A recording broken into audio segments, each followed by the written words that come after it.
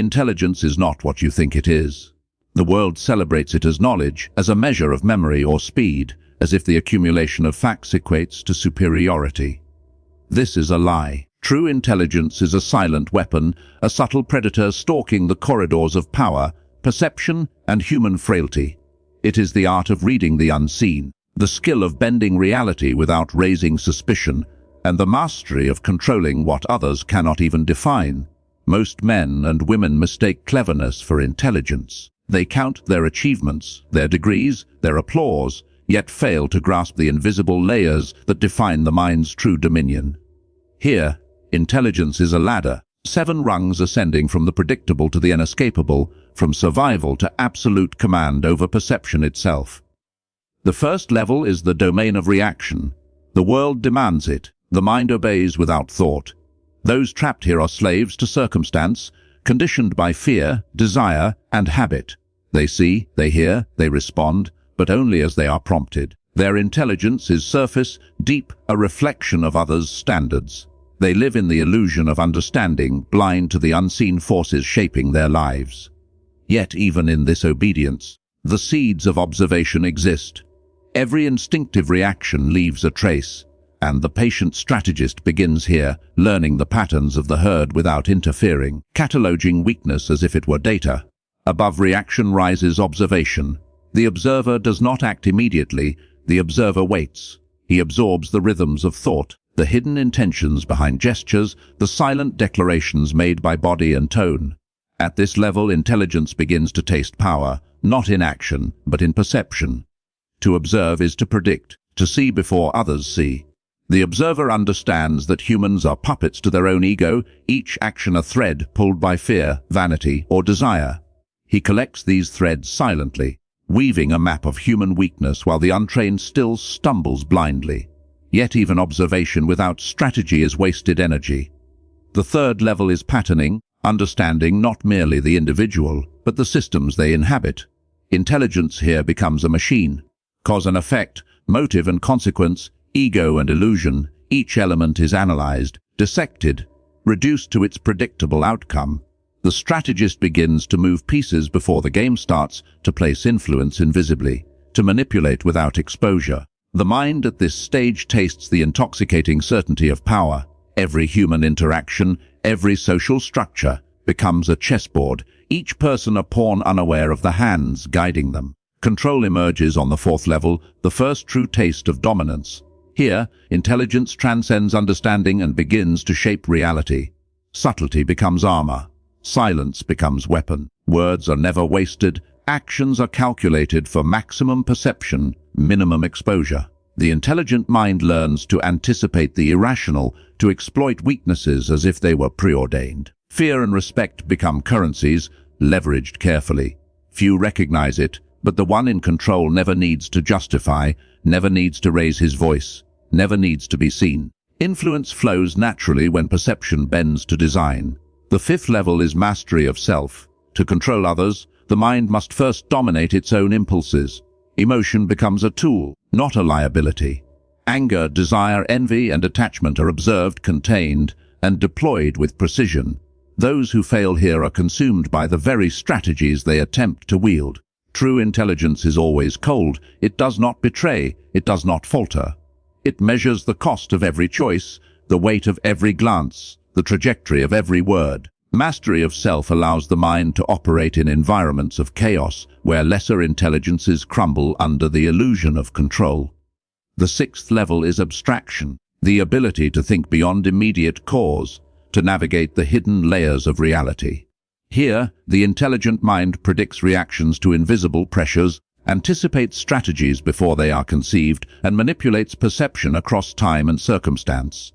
It is a quiet dominance, almost invisible, but absolute. To reach this stage is to understand that the world bends not to action alone, but to the invisible architecture of influence. Most never reach this plane, for it demands patience measured in years and detachment that borders on coldness. Finally, the seventh level, the apex, is the realm of psychological omnipotence. Here, intelligence is no longer a function of reaction, observation, or control. It is the mastery of consequence. To see every thread, to predict every collapse, to bend perception without detection, to remain unseen while shaping outcomes. This is the ultimate echelon.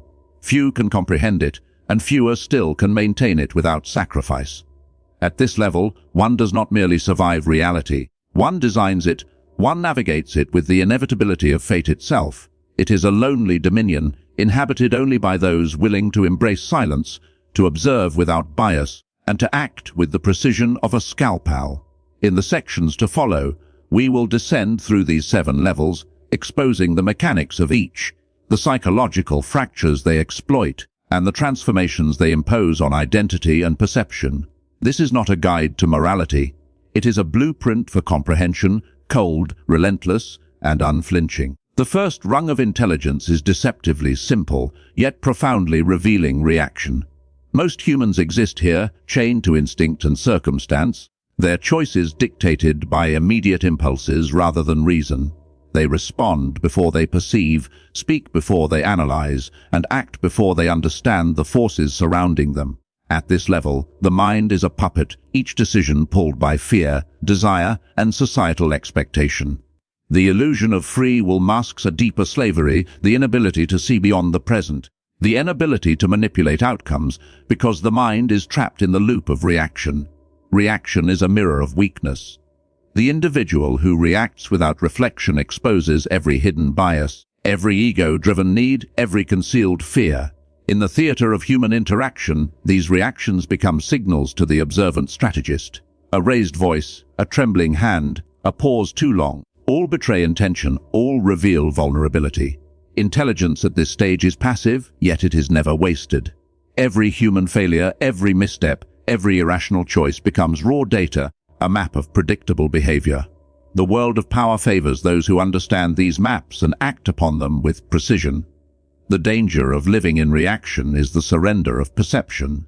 Here, time is fragmented into impulses, and the self is fragmented into desires. The mind is reactive, not creative. Emotional turbulence governs thought, and identity is malleable to external pressure. Yet even in this chaos lies opportunity. The reactionary mind is transparent, its weaknesses laid bare for the calculating observer.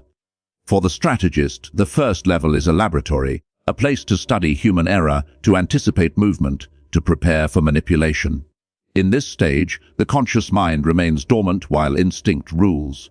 Every action is a response to stimulus, never to strategy. The intelligent predator sees the herd, its patterns, its predictable failures. He does not intervene yet. He catalogues, he waits, he learns. The first level is the foundation, the raw material from which higher intelligence will sculpt control. It is the beginning of comprehension, a dark apprenticeship in understanding the fragility of the human mind and the inevitability of its submission to order. Observation is the first step beyond instinct, the point at which intelligence detaches from reaction and begins to read the world as a code, not chaos. The observer does not act immediately. He does not shout, does not strike, does not reveal himself. He watches. Every gesture, every pause, every subtle inflection becomes a signal. The human mind, so certain of its secrecy, betrays itself in the smallest movements, an unconscious twitch, a slight hesitation, a glance that lingers too long. Observation turns these betrayals into power, transforming transparency into advantage.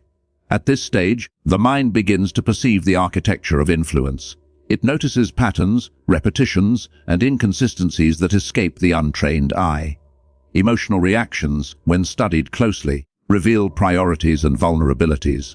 Pride, envy, fear, these are no longer internal struggles, they are raw material. The observer maps the terrain of human ego, tracing invisible lines of dominance, submission, and desire. Each encounter becomes a laboratory for understanding. Silence is a weapon here, more precise than any action, for the observer can discern truth without interference. Observation cultivates patience, the quiet control of time itself. To act too soon is to expose weakness. To speak too early is to surrender influence. Intelligence at this level is about accumulation, of knowledge, of patterns, of potential leverage. Every person becomes a puzzle, every interaction a subtle game. The observer's mind calculates probability without emotion, measures consequence without haste, and anticipates response with precision. Power does not belong to those who act blindly, it belongs to those who understand before they interfere. Yet observation is only a bridge. Without the next step, patterning, knowledge remains inert. To see without structuring is to possess only fragments of a map, unable to manipulate the whole. The observer holds the advantage over the reactive mind, but mastery demands synthesis. Still, even at this stage, a single observer can shift the balance in subtle, devastating ways. By understanding the weaknesses of others before they act, he can guide outcomes invisibly, bending perception and decision without a trace of force. Observation is the first taste of dominion over minds, a quiet, unyielding power wielded in shadows. Patterning is where observation transforms into strategy, where intelligence transcends mere awareness and begins to anticipate reality itself. At this level, the mind no longer sees isolated reactions or scattered behaviors, it sees systems, chains of cause and effect, and the predictable machinery of human action. Every gesture, every word, every emotional spike is no longer random, it is a node in a network, a predictable point in the architecture of influence. To the strategist, these nodes are opportunities, weaknesses to exploit, levers to manipulate, all hidden within the illusion of normalcy. The mind at this stage dissects complexity with surgical precision.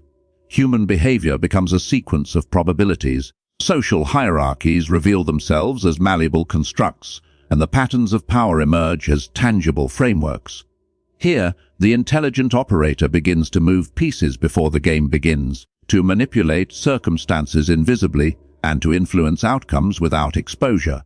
The reactive and the observant remain trapped in the immediacy of experience. The patterning mind exists in the dimension of foresight. Patterning exposes the fragility of human perception. Those who act without understanding remain blind to their own vulnerabilities. The strategist sees these blind spots and turns them into advantage, nudging decisions, planting ideas, shaping expectation. The mind learns to exploit repetition, to anticipate emotional responses, to construct events that appear spontaneous but are meticulously designed. Influence is no longer blunt, it is refined, almost imperceptible, yet absolute in its effect. Yet patterning carries a silent warning: knowledge without control is wasted potential. Recognizing patterns is not mastery, it is the blueprint for it. The strategist must convert insight into dominance, perception into action, or risk becoming another observer lost in the motions of chaos. At this stage, intelligence begins to assert itself in subtle manipulations, bending human behavior not through force, but through invisible architecture. Every system understood is a system that can be influenced. Every mind mapped is a battlefield where silence is more deadly than any sword. Patterning is the crucible where observation solidifies into control, the first conscious step toward shaping reality rather than being shaped by it. Control is the stage where intelligence moves from understanding to dominion, where knowledge becomes leverage and observation becomes command. At this level, the mind no longer reacts to circumstances, it shapes them. Subtlety is its armor, silence its weapon. Words are deployed with precision, gestures calibrated for perception, and influence extended like invisible threads across every interaction. The intelligent operator recognizes that the human mind is pliable, its desires and fears predictable, its perception malleable. Control is the art of bending reality without breaking it, of imposing strategy without exposure. Here, power is measured not in visible force, but in unseen effect. To control is to anticipate irrationality, to manipulate expectation, and to exploit weakness before it manifests. Fear, admiration, respect, and uncertainty become currencies, each strategically applied to maximize outcome while minimizing risk. The controlled rarely recognize the subtlety. They are guided like water through channels they cannot perceive, their actions appearing autonomous, yet flowing along paths dictated by a mind several steps ahead. Control demands emotional restraint. Impulses must be subordinated to foresight. To act with precision, one must observe silence, delay gratification, and measure every reaction. Any display of haste or weakness undermines authority. Those who fail at this stage are exposed by their own miscalculations, their influence dissolving into chaos. The truly intelligent mind moves invisibly, shaping perception to its will, calibrating influence with the patience of a predator, and always maintaining the illusion of freedom for those it governs. At this level, intelligence becomes a force of inevitability. Human action is no longer random, it is anticipated, guided, and leveraged. The strategist bends outcomes while remaining unseen, commanding respect without raising a hand, sowing uncertainty while maintaining composure. Control is not domination by force. It is the mastery of consequence, the ability to orchestrate events through perception and subtle manipulation. Here, the mind tastes true power, not the applause of the masses, but the quiet, absolute certainty that influence flows according to design, and that the world itself becomes a chessboard for the strategically intelligent. True intelligence cannot exist without dominion over the self. Mastery of self is the crucible where inner chaos is transmuted into calculated power, where emotion becomes instrument rather than liability. Anger, desire, envy, and fear, once unpredictable forces, are now observed, measured, and deployed with precision. At this stage, the mind becomes its own environment, a controlled system where impulses are weighed against consequence and every reaction is calculated.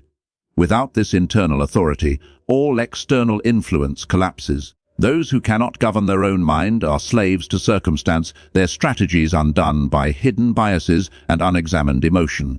The mastery of self imposes a cold clarity. Every thought is scrutinized, every motive dissected. The intelligent mind reframes failure as data, ego as a tool, and identity as a flexible instrument for navigating perception. Here, patience is not a virtue, it is a weapon. Silence is not avoidance, it is a method of control. The operator learns that the world reflects the mind. Chaos will manifest externally if it persists internally. To dominate others, one must first dominate the unspoken wars within oneself. This level also sharpens perception of others. When the mind no longer reacts impulsively, it can see the strategies of those around it with brutal clarity. Human weakness, once hidden behind emotional noise, is now fully exposed. Those still governed by instinct or ego betray themselves in microseconds, their vulnerabilities illuminated by the calm lens of an internally disciplined mind. Mastery of self turns observation into action, patience into inevitability, and perception into invisible authority. Yet this mastery is isolating. To control oneself in a world of chaos is to stand apart, to navigate without validation, to wield influence without exposure. The intelligent mind here moves like a shadow, unseen, untouchable, inevitable. It is the stage where true strategic thinking becomes possible. The operator no longer reacts to the world but designs responses, manipulates perception, and executes plans with the cold precision of a scalpel. Mastery of self is the hidden engine behind all powers, invisible, relentless, and absolute. True intelligence cannot exist without dominion over the self. Mastery of self is the crucible where inner chaos is transmuted into calculated power, where emotion becomes instrument rather than liability. Anger, desire, envy, and fear, once unpredictable forces, are now observed, measured, and deployed with precision. At this stage, the mind becomes its own environment, a controlled system where impulses are weighed against consequence and every reaction is calculated. Without this internal authority, all external influence collapses. Those who cannot govern their own mind are slaves to circumstance, their strategies undone by hidden biases and unexamined emotion. The mastery of self imposes a cold clarity. Every thought is scrutinized, every motive dissected. The intelligent mind reframes failure as data, ego as a tool, and identity as a flexible instrument for navigating perception. Here, patience is not a virtue, it is a weapon. Silence is not avoidance, it is a method of control. The operator learns that the world reflects the mind. Chaos will manifest externally if it persists internally. To dominate others, one must first dominate the unspoken wars within oneself. This level also sharpens perception of others. When the mind no longer reacts impulsively, it can see the strategies of those around it with brutal clarity. Human weakness, once hidden behind emotional noise, is now fully exposed. Those still governed by instinct or ego betray themselves in microseconds, their vulnerabilities illuminated by the calm lens of an internally disciplined mind. Mastery of self turns observation into action, patience into inevitability, and perception into invisible authority. Yet this mastery is isolating. To control oneself in a world of chaos is to stand apart, to navigate without validation, to wield influence without exposure. The intelligent mind here moves like a shadow, unseen, untouchable, inevitable. It is the stage where true strategic thinking becomes possible. The operator no longer reacts to the world, but designs responses, manipulates perception, and executes plans with the cold precision of a scalpel. Mastery of self is the hidden engine behind all powers, invisible, relentless, and absolute.